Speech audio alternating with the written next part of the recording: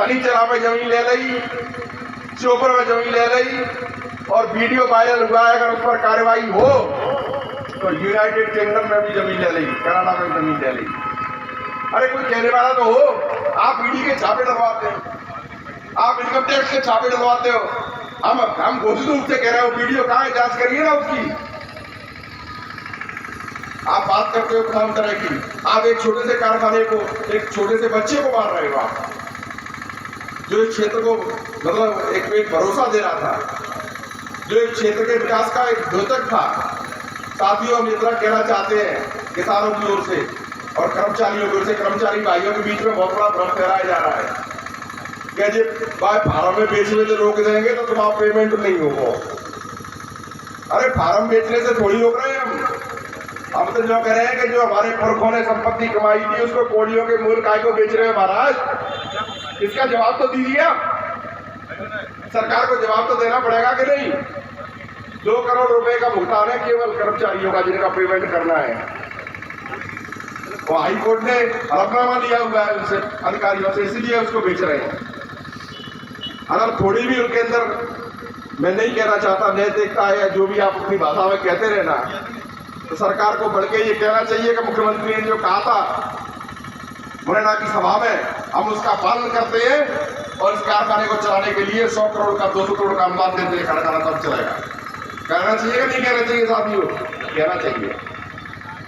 लेकिन मित्रों, आखिरी बात मैं कहना चाहता हूं, रामचरितमानस में लिखा है कि विनय न मानत जलद जड़, गए 3 दिन बीत और बोले राम सको तब भय में हो न प्रीत। कह दीजिए कि अगर कारखाना नहीं चलेगा तो भाजपा को भी वोट नहीं मिलेगा। ये कह दीजिए आप लोग, सीधा ताल के कहना पड़ेगा साथियों। राजनीति की लड़ाई राजनीति से होगी, तलवार की लड़ाई तलवार से होगी, जनमत की लड़ाई जनमत से होगी साथियों। जनता ने जवाब देना शुरू कर दिया है। विजयपुर से जवाब देना शुरू कर दिया है। अब जौरा भी जवाब दे चुका है, सबलगढ़ भी जवाब देगा और मध्य प्रदेश और देश भी जवाब देगा साथियों। ये कह दो अभी से साथियों, यही कह रहा है, तैयारी करिए।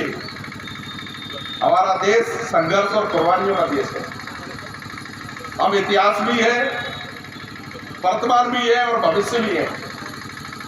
ये कारखाना जब बना था तब हमारे वरिष्ठ नेता बहादुर सिंह धाकड़ वकील साहब, वो पहले नेता थे जिन्होंने किसानों को इकट्ठा किया और ये कहा कि उनको वाजिब रेट मिलना चाहिए, सीजन के नाम पर अवैध कटौती बंद होना चाहिए, किसानों की लूट नहीं होना चाहिए, कर्मचारी मजदूरों को पर्याप्त पैसा मिलना चाहिए। उन्होंने संघर्ष को शुरू किया साथियों और मांगों को बनवाया। इस कारखाने में 264 लोगों को स्थायी करवाया है उनकी लड़ाई में। आज हमारे बीच में गहराम सिंह जी हमारे वरिष्ठ नेता बैठे हैं, कई बार उन्होंने दमन का सामना भी किया है। और आज भी हम पंकज भैया को ये वचन देना चाहते हैं कि चिंता मत करना, आगे हम लोग रहेंगे, जो होगा वो देखा जाएगा। ये कहना चाहते हैं, संघर्ष में हम साथ साथ हैं। आपस में जरूरत पड़ेगी तो बतरा लेंगे, बगला बैठेंगे भैया ऐसे बत के ऐसे कह दियो, वो भाई घर की बात है। लेकिन लड़ाई में दुश्मन के साथ है, हम आग सामने हैं साथियों। इसी के साथ मैं उम्मीद करता हूँ कि गांव गांव में अलग बजाइए, हर गांव में किसानों को कहिए कि सरसों से कहाँ रहो है, गेहूं से क्या हो रहा है। आज अगर 1 बीघा गन्ना होगा तो कम से कम 70,000 और 80,000 रुपए का होगा 1 बीघा। तो फसल है रहिएगा भैया, रहिएगा ना है। और एक बार गन्ना पाई देंगे तो 3 साल के लिए पक्की फसल होती है, 3 साल के लिए गन्ना होगा, 5 साल भी हो सकता है। न ओले से दिक्कत है, न पाले से दिक्कत है, न पानी से दिक्कत है। तो भाई किसानों को क्यों मार रहे हो?